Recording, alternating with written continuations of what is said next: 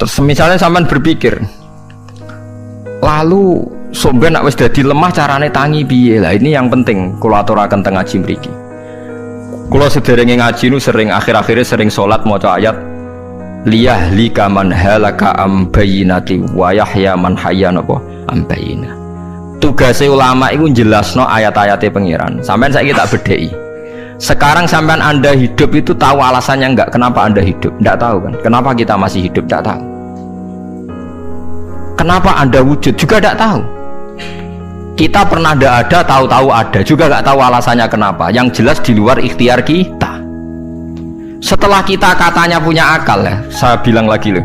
Setelah kita katanya punya akal terus bilang kita masih hidup karena orang kelindes truk, karena enggak kena penyakit, karena jantung kita normal, paru-paru kita normal. Terus kita bilang hidup. Jadi kita atas nama kebodohan bilang kita hidup karena jantung kita normal, paru-paru kita normal, semuanya normal. Maka kita hidup. Nah ditakoi, lalu kapan kita mati? Setelah jantungnya rusak, paru-parunya rusak, terus kita mati. Tapi orang yang sama kalau ada bilang berarti yang menjadikan hidup itu jantung dan paru-paru. Lalu berarti zaman kita belum hidup itu jantung dan paru-paru harus ada dulu karena itu yang bikin hidup. Ya ada juga, dulu ya ada juga.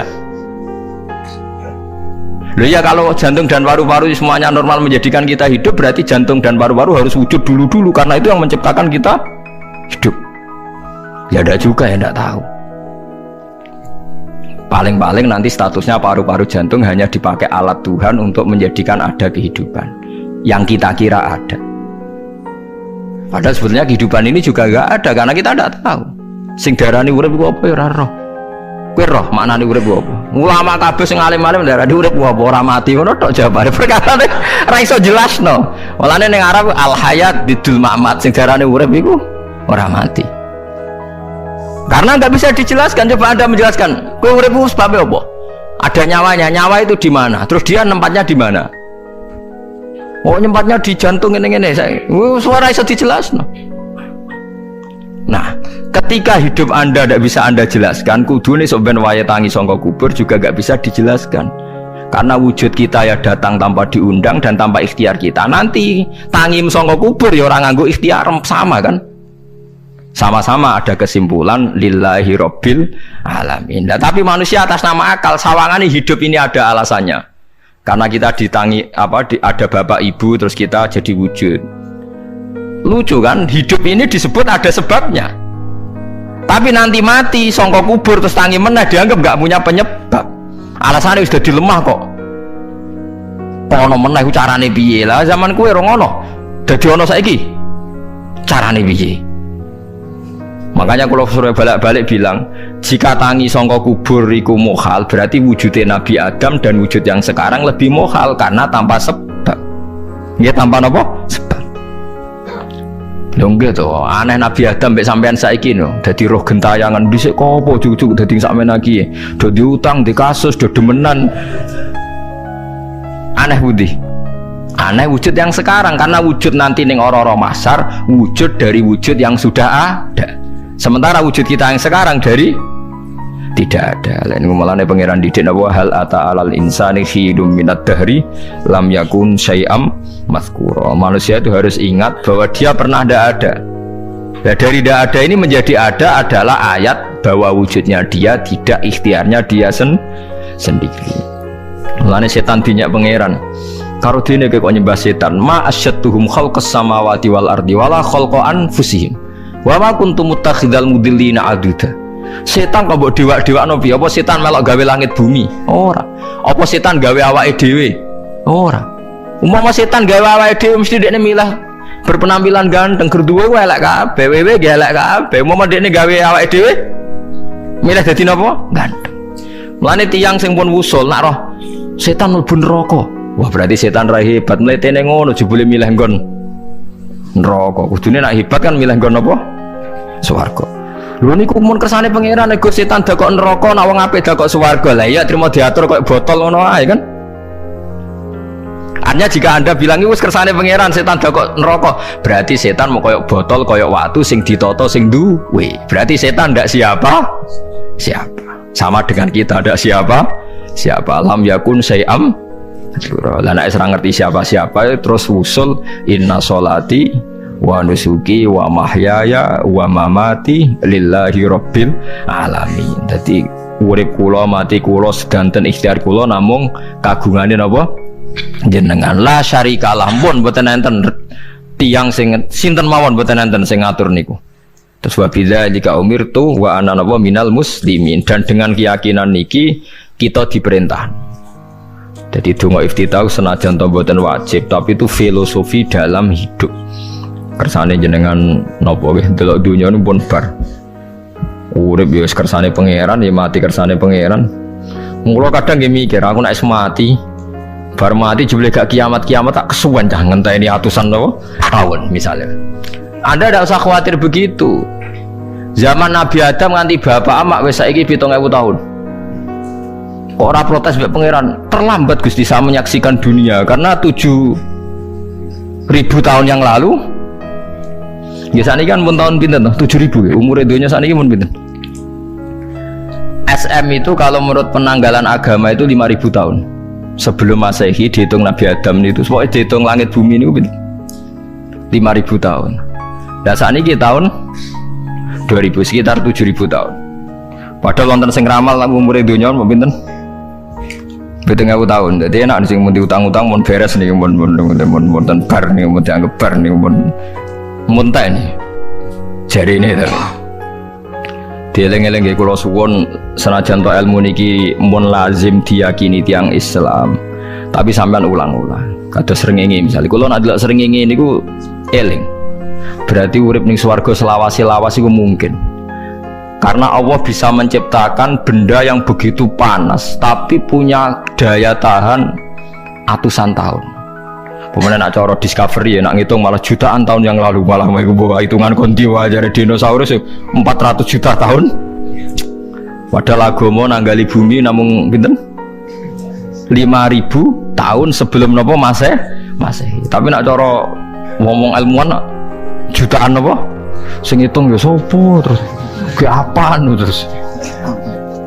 Nah begini saja, kalau sampai melihat matahari misalnya, matahari itu kan bahannya panas sekali. Ternyata Allah bisa mengelola matahari seawet itu ribuan tahun.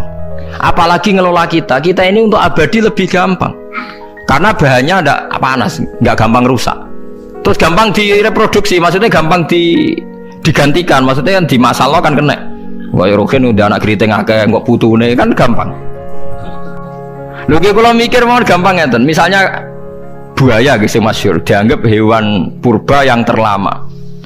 Manusa ilang wis ketok angel. Misalnya kayak boyo mati ana anake meneh, anake ana anake. Nabi Adam kan ngoten. Wong sitok di ketahanan sampai saiki, gonta-ganti wong. Artinya berarti ada gen Adam yang abadi sampai sekarang kan, karena setiap manusia sekarang berarti ada gennya Adam. Artinya Allah memberi contoh betapa Allah bisa ngatur supaya fisik manusia gen ini abadi. Buktinya Adam nganti saiki kan masih kan? Lho nggih to, pasti di antara jasad kita kan ada unsur Adam. Lah ya Allah gawe sura, apa meneh kowe sampeyan ning swarga ning neraka, Allah tetap punya cara untuk bikin abadi. Mbok piye carane? Tapi melihat Nabi Adam nganti tok sampeyan kan ana bukti Allah duwe cara ngabadekno unsur Adam. Karena tidak mungkin kan dalam diri kita sekarang nggak ada unsur sinten? Adam. Sama ora oleh bantah. Tapi Adam piyambak kan pun kapundhut. Tetapi Adam yang sekarang sampai sampean saiki. Mbok tapi ora roh sampean sing turunane Qabil apa sing ora roh iso wae cek ngono ae. Wong jarene cerita Qabil iku lahire ning swarga. Dirabekno mbek Labuda sing lahire ning bumi. Labuda ku elek gembrot. Habil lahire ning bumi, rapati ganteng, dirabekno Iklima sing wayu. Lahiran swarga. Krek Qabil gak trimo, wong aku cah ganteng kok dintokno celek. Mulane saiki nek ana cah ganteng dintokno celek ra trimo ya koyo Qabil. Nah tapi enggak pikirane Nabi Adam ya ora roh ben silang ben sedengan. Mergo nek elek entuk elek kan malah musibah kan. Saiki anake ra melok dosa tapi eleke double. Misale keriting untuk keriting, elek untuk elek, fakir untuk fakir kan. Ya memperparah to nggih. Cara kula jan haram. Elek to elek rabi cara kula haram. Saiki anake kan ora roh apa ujug-ujug. Elek banget ora terima elek napa? Elek napa? Banget. Jadi cerita kan ngoten, walhasil akhirnya tukaran, mergo Qabil gak terima. Pas tukaran dipisah Nabi Adam. Angger sing takor rupe sukses berarti ikhtiare bener. Ya mau Habil nyembelih wedhus, sing Qabil seneng buah-buah. Mulane seneng buah-buahan itu rada masalah, dianggap simbole wong-wong sing seneng mapan. Mulane kene Umar usah di buah-buahan akeh-akeh, cukup gedang siton, sesuk katesne siton, ora usah semua buah-buahan wonten. Kok iku dhisik kurbane sinten? Qabil. Tapi sing melarat teman-teman yo keliru, dhisik Habil saleh iku omahe jek penuh daging, paham ya? Perkarane kurbane jek wedhus. Ora pitik, mergo bedigasan pitik no. Jadi ada sebuah toreko sing ngaramno anak buahe mangan pitik. Perkarane wong ku kelakuane kaya sing dipangan. Ya repot aku tadi repot. Ya repot aku terus repot. Berarti nek sering mangan welut tak bulet. Ngono berlebihan. Toreko niku napa? Berlebihan biasa mawon. Kulo nggih boten fanatik gitu biasa. Tapi kalian kulo rasa seneng mangan. Jadi kan unsur hewani saya kan ndak banyak. Kulo rapati seneng napa mangan. Walhasil akhirnya Qabil korbannya nggak diterima, Habil diterima. Terus semenjak itu juga akhirnya walhasil Qabil mateni Habil. Jadi makanya konflik wedoan, konflik tertua, mental membunuh ya mental tertua. Pertama peradaban manusia itu dibangun rebutan wong wedok dan saling membunuh. Nah, orang tukaran kira usah gawa, itu tradisi terlama, tradisi terlama manusia. Mesir kok bentrok podo Islame, Irak, Syria kok bentrok itu tradisi terlama. Demi wedoan diruwangi tukaran, tradisi terlama biasa. Jadi biasa mawon urip napa biasa. Sekabeh kejadian yang dari gini, wa inna sholati wa nusuki wa mahyaya wa mamati lillahi rabbil alamin.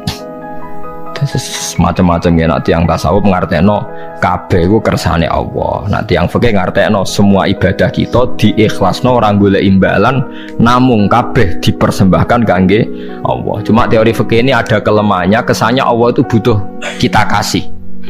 Padahal kita bisa sholat yang nganggo hidayate pangeran, iso zakat yang nganggo donyane pangeran. Kok kowe ngrasa zakat itu donyane sapa? Mulane sing bener nggih teori tasawuf, kita iso sedekah ya kersane pangeran.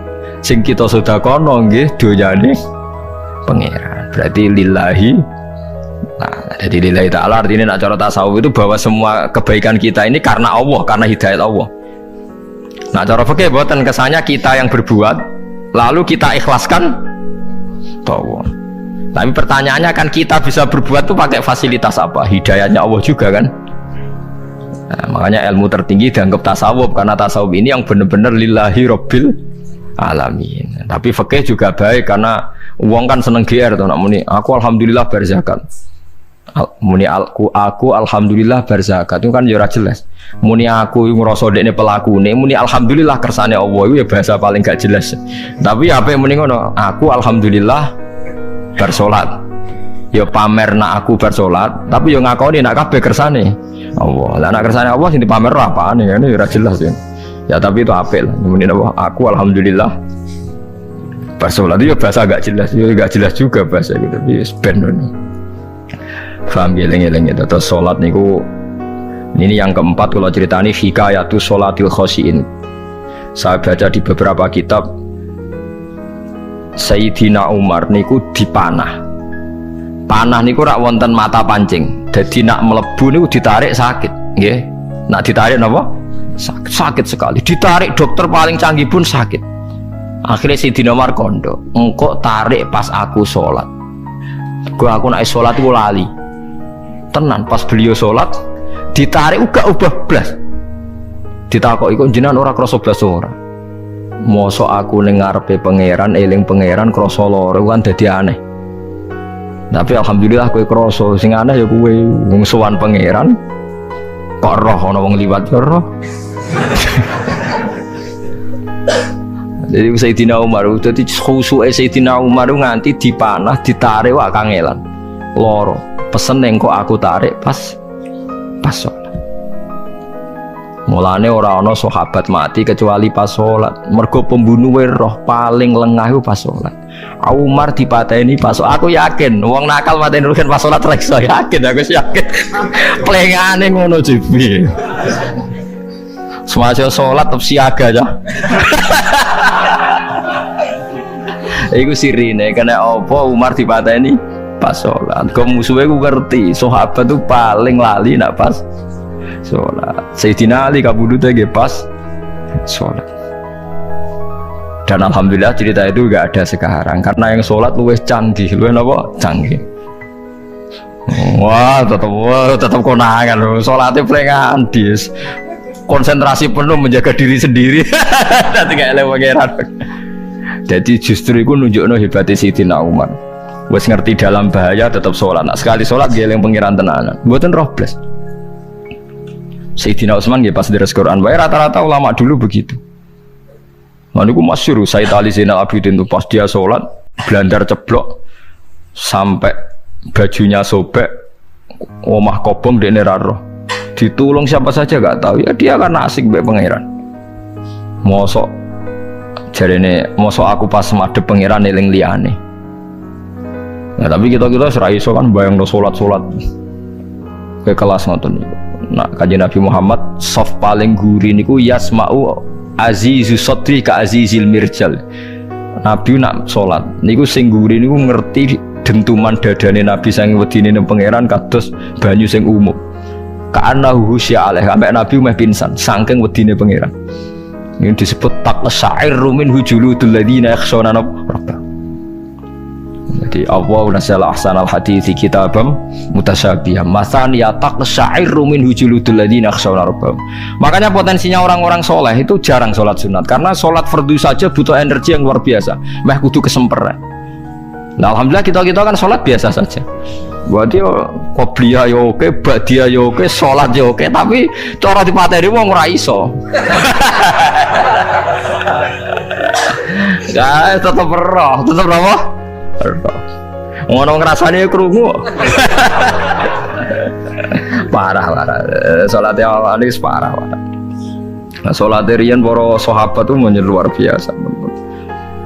Sampai wong kafir nak apa nyerang sampai ono sholat khauf itu sampai orang kafir sepakat kok nak nyerang Muhammad niku pas nopo sholat sampai akhirnya Allah gawe rukhsah wonten sholat khauf sholat di mana separuh soft jaga musuh mereka Nabi nak sholat tuh lali sahabat nak sholat lali akhirnya gini gue dalam sistem keamanan jadi kelemahan sahabat gini gua akhirnya Umar sholat di depan umum lu di depan umum kok iso lali kabeh mestinya nak Umar lali kan makmum Ruhin Mustafa eling mboten iki sing sofa awal dua niku lali kabeh lho nggih imam agak ngarep niku Abu Lu'lu Al-Majusi ku iso liwat yo nganti tok Umar yo selamat munjen sholat kabeh nak saiki ora iso aku yakin ora iso wah kena sambure siji terus sih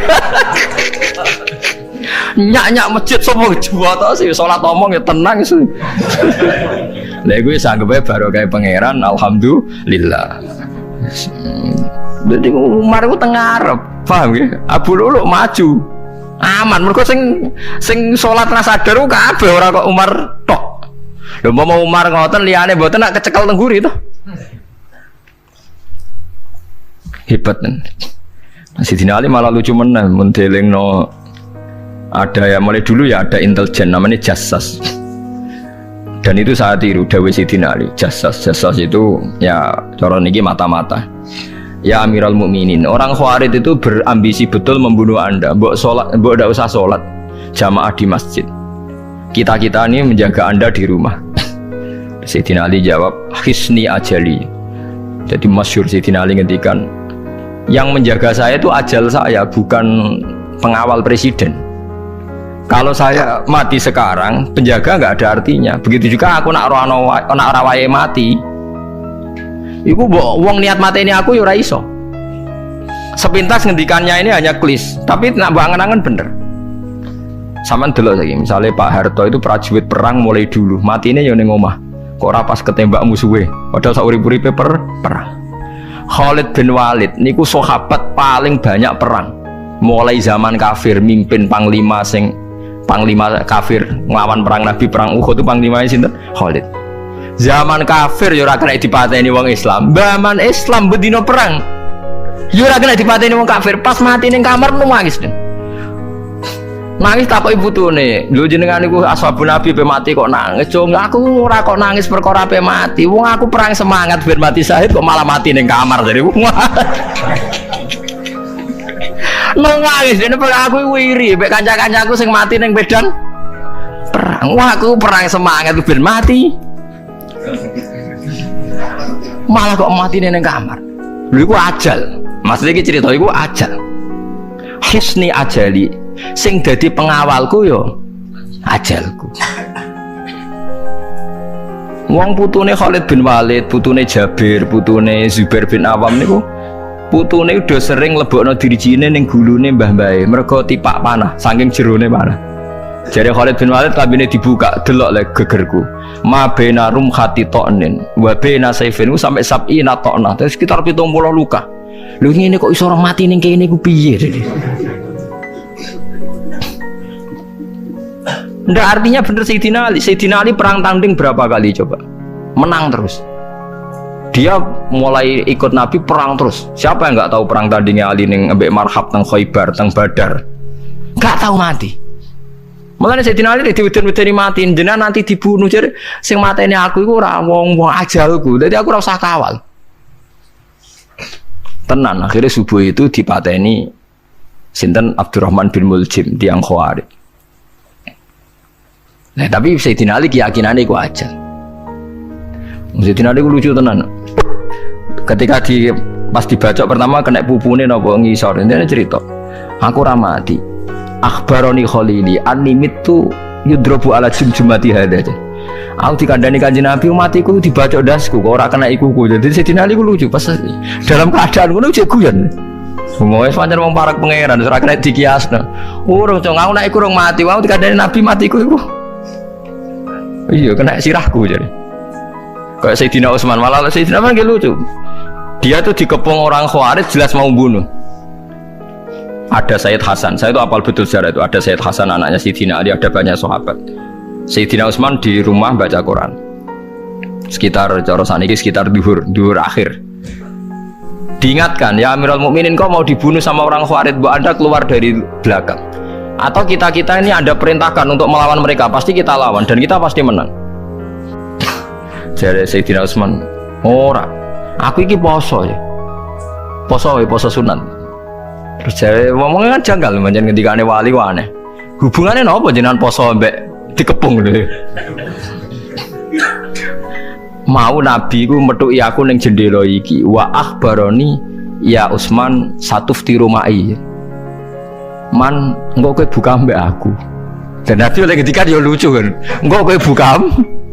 Jadi artinya, engkau iki aku mati pas maghrib, mung janjine Nabi dijak buka bareng. Lah lucu, akan ditebak.